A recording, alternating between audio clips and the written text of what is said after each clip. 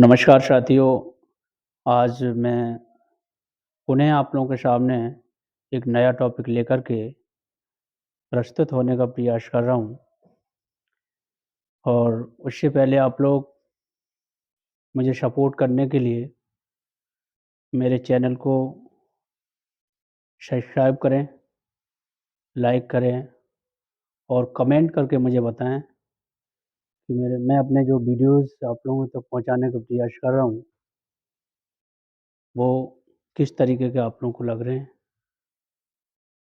तो आज मेरा नया टॉपिक है हरित क्रांति, जो एग्ज़ाम की दृष्टि से बहुत ही ज़्यादा इम्पोर्टेंट रहता है और प्रत्येक एग्ज़ाम में कहीं न कहीं यहाँ से क्वेश्चन ज़रूर पूछ लिया जाता है। इसके आज हम विभिन्न पहलुओं पर बात करने का प्रयास करेंगे, जो निम्नलिखित हैं। हरित क्रांति शब्द के जनक कौन हैं? अंतर्राष्ट्रीय स्तर पर हरित क्रांति के जनक कौन हैं? भारत में हरित क्रांति के जनक कौन कहे जाते हैं? हरित क्रांति की अपनी क्या-क्या विशेषताएँ थीं एवं हरित क्रांति की अपनी क्या-क्या कमियाँ थीं?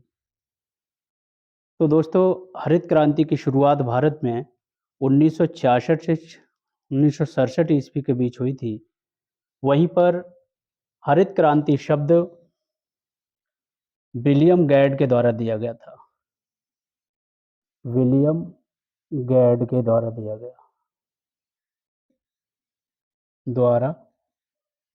गया। अंतर्राष्ट्रीय स्तर पर हरित क्रांति के जनक नॉर्मन बोरलॉग हैं।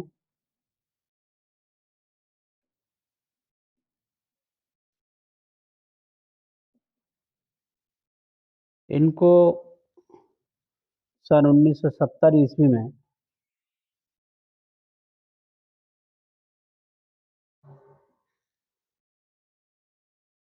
कृषि के क्षेत्र में नोबेल शांति पुरस्कार दिया गया। नोबेल शांति पुरस्कार दिया गया। भारत में हरित क्रांति के जनक डॉक्टर एम.एस. स्वामीनाथन हैं।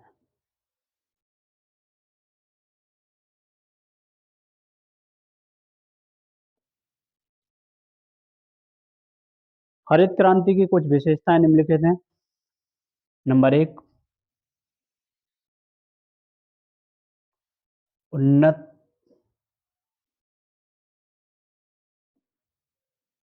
किस्म के बीजों का प्रयोग किया गया।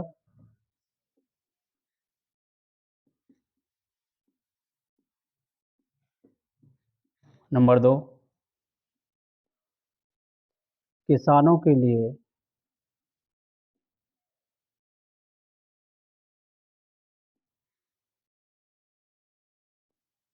प्रशिक्षण की व्यवस्था की गई।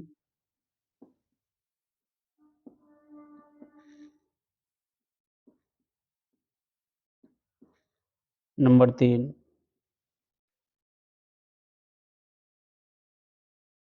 कृषि का यंत्रीकरण किया गया।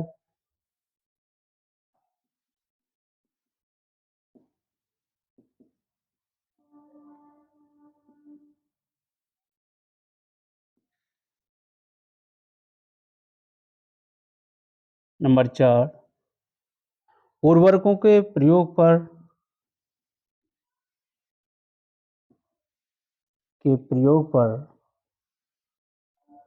विशेष बल दिया गया।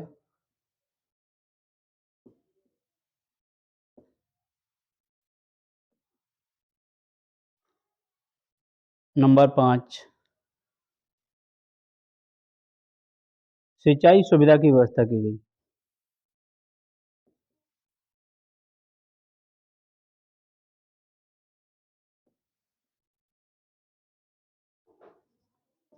सुविधा की व्यवस्था की गई।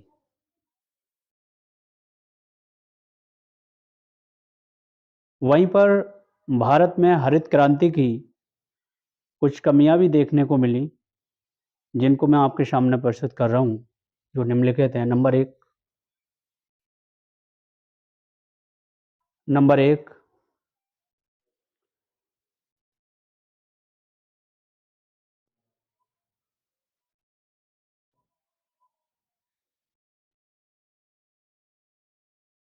नंबर एक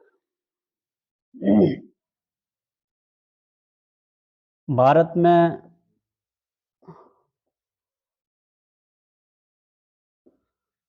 कुछ सीमित क्षेत्रों में ही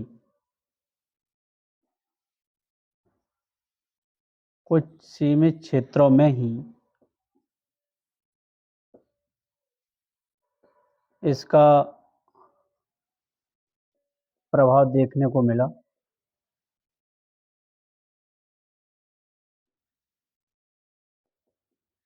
नंबर 2,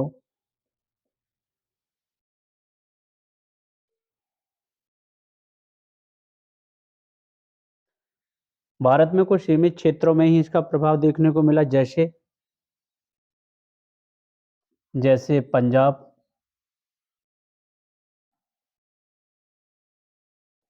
हरियाणा, पश्चिमी उत्तर प्रदेश एवं महाराष्ट्र। नंबर 2,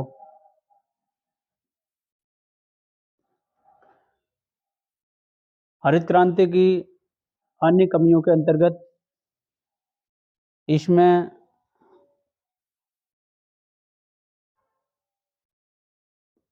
बड़े कृषकों द्वारा ही निवेश किया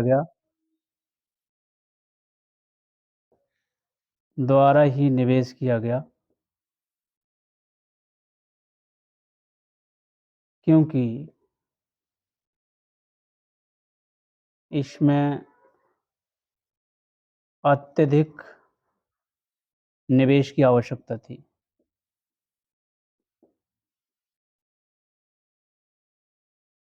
नंबर 2, इसमें बड़े कृषकों द्वारा ही निवेश किया गया, क्योंकि इसमें अत्यधिक निवेश की आवश्यकता थी।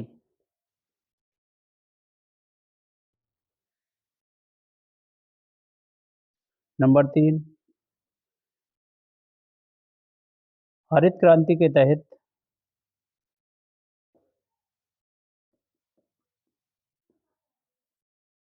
हरित क्रांति के तहत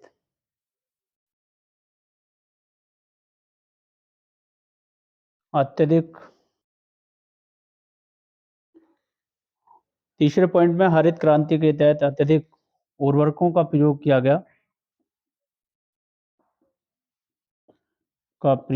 गया, जो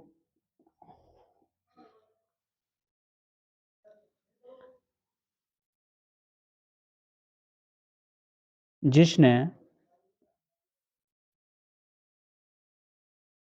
भूमि को बंजर बनाया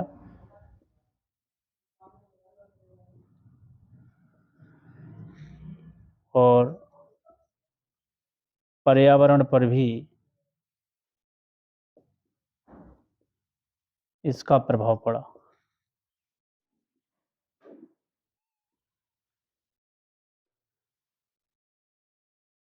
तो साथियों, यहाँ से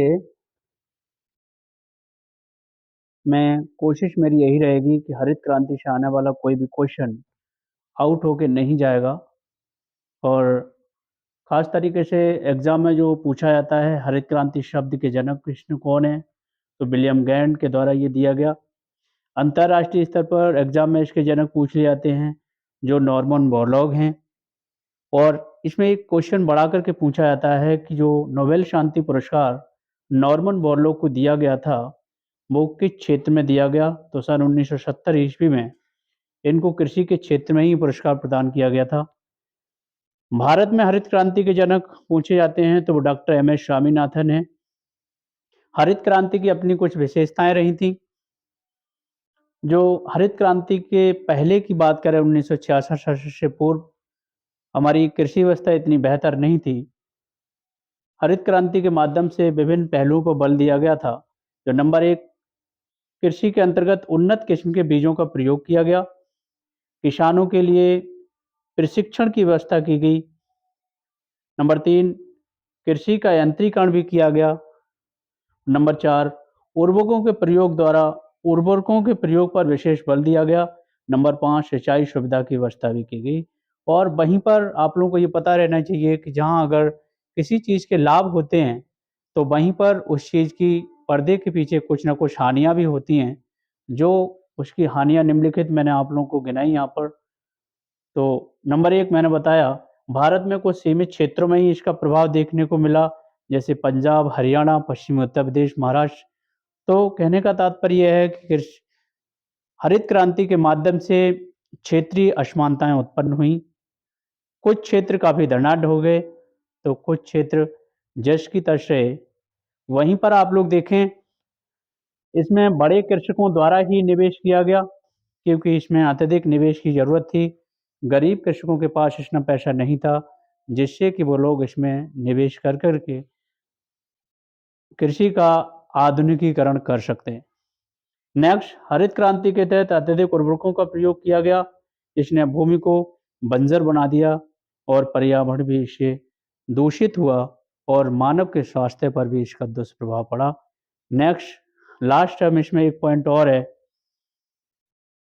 कि हरित क्रांति ने भारत को खाद्यान्न के मामले में तो आत्मनिर्भर कर दिया, किंतु दलहन एवं तिलहन के क्षेत्र में भारत की स्थिति जस की तस रही, उसमें किसी भी प्रकार का प्रभाव नहीं पड़ा। इन कमियों को दूर करने के लिए अन्य क्रांतियाँ भी लाई गई, जिन पे हम लोग विचार करेंगे। Thanks a lot. बहुत-बहुत धन्यवाद सभी साथियों को।